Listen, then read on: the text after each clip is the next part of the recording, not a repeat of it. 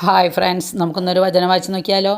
നിനക്കൊരു കുറവുണ്ട്, നിനക്കുള്ളതെല്ലാം വിറ്റ് ദരിദ്രർക്ക് കൊടുക്കുക, അപ്പോൾ സ്വർഗത്തിൽ നിനക്ക് നിക്ഷേപമുണ്ടാവും. പിന്നെ വന്ന് എന്നെ അനുഗമിക്കുക. ഇത് മത്തായിയുടെ സുവിശേഷമാണ്, 19-ാം അധ്യായം 21-ാം തിരുവചനമാണ്. വചനം പറയാൻ നമുക്ക് ശ്രദ്ധിക്കാം. ധനികനായ ഒരു യുവാവ് യേശുവിൻ്റെ പക്കലെത്തി ചോദിക്കുന്നു, ഗുരു, നിത്യജീവൻ അവകാശമാക്കുവാൻ ഞാൻ എന്തു ചെയ്യണം? നിയമങ്ങളെല്ലാം ഞാൻ പാലിക്കുന്നുണ്ട്. യേശു സ്നേഹത്തോടെ അവനെ നോക്കിക്കൊണ്ട് പറയുന്നതാണ് നാം ധ്യാനിക്കേണ്ടത്.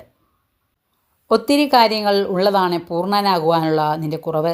ധനികനായ ഒരു യുവാവെന്ന നിലയിൽ സമ്പത്ത് അവന് അർഹതപ്പെട്ടതായിരുന്നിരിക്കാം.